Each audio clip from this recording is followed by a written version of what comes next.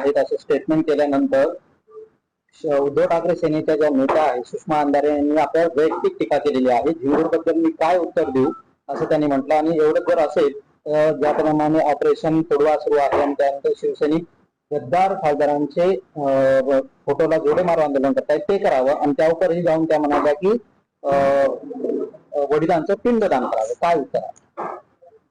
एकेकाने घेऊया आणि लास्ट खेप घेऊया. त्याच्यानंतर मी असल्या अश्लाघ्य, असभ्य, नीतिहीन आणि जिभेचा आजार झालेल्या बाईला परत परत उत्तर नाही देणार आहे. पण जे काही त्यांनी काल जे काही ते बोलल्यात त्यासाठी एकेकाने घेऊया. प्रथम काय म्हणल्यात ते मला झिंगूरला काय उत्तर? मी झिंगूर तर मग ते सरडा.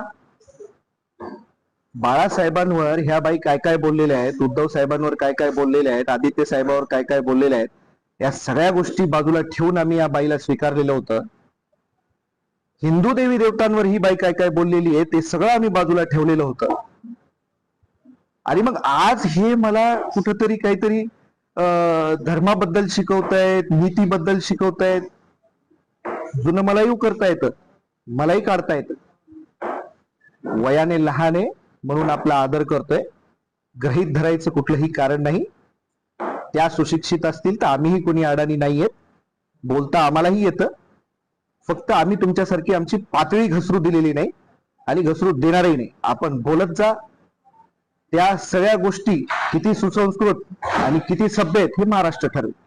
बरं, त्यांनी सांगितलं की जर ठाकरे सेनेसोबत राहायचं असेल तर मग गद्दार खासदारांबद्दल जे जोडे मारो आंदोलन सुरू आहे ते जोडे आंदोलन आपण करावं. यांना किती जोडे मारायला पाहिजे होते मग आधी? ठीक आहे, हे गद्दारी झाली, सगळ्या गोष्टी झाल्या. तुम्ही जे काही उद्धव साहेबांबद्दल, आदित्य साहेबांबद्दल, बाळासाहेबांबद्दल या आधी बोलला होतात, तुम्हाला किती जोडे मारले पाहिजे? मी माझ्या वडिलाला कुठेही जोडे मिडे मारो आंदोलन वगैरे करणार नाही. हिंदू धर्मामध्ये बापाचे पाया पडल्या जातात, त्यांना कुठल्याही स्वरूपामध्ये जोडे मिडे मारले जात नाही. त्यामुळे शब्द सांभाळून बोलावेत. एका मुलाला बापाला जोडे मारायला सांगणारी बाई ही अतिशय अश्लाघ्य आणि तिची मानसिकता त्यावरून कळते.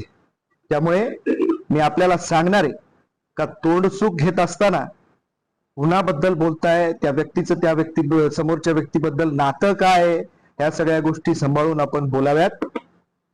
परत परत जर असं काही बोलाल तर मी या वरचं जाऊन सांगतो. आज पक्षाची जर कुठेतरी जर हे अशी परिस्थिती झाली असेल ना तर ही बाईच जबाबदार आहे. मी तर म्हणतो ह्यांची पहिले आधी स्वतःची यांनी स्वतःची ना एकदा काउन्सिलिंग करून घेतली पाहिजे. मी तर म्हणतो या बाईंना ना थोडा मानसिक आजार झालेला आहे. त्या मानसिक आजाराच्या पहिले त्यांनी गोळ्या सुरू कराव्या. ते कुठेतरी एकदा दाखवून घ्यावं. आणि नसेल तर माझ्याकडे फार चांगले सायकॅट्रिस्ट आहेत, नसेल तर त्यांच्याकडे आता त्या पुण्यालाच असतात तर येरवाडा काय फार लांब नाहीये, त्याच्यामुळे येरवाड्यालाही जायला आपल्याला प्रॉब्लेम नाहीये. एखाद दोन शॉट दिले डोक्याला का ते व्यवस्थित होतील कदाचित. त्यामुळे कुठेतरी आपणही तोंड सांभाळून बोला. ताई, मी आजही ताई बाई असंच बोलतोय आपल्याला.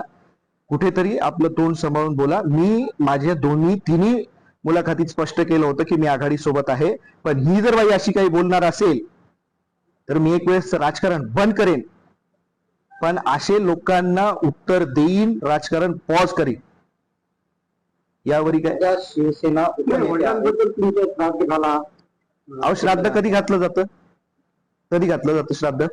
माणूस मेल्याने ना. आता वर्षभराखाली मी माझी आई गमावली. बापाचे श्राद्ध घालून काय करू? अजून मला म्हणजे नीटशे 1 वर्षही नाही झालंय माझ्या आईचं श्राद्ध करून. मी तर म्हणतो या बाईचं श्राद्ध घातलं पाहिजे. हो, सामूहिक श्राद्ध घातलं पाहिजे. हिनं तर हिंदू देवी देवतांबद्दल जे काही बोलली आहे ना त्याच दिवशी ही हिंदूंमधून मेली असं आम्ही समजतो.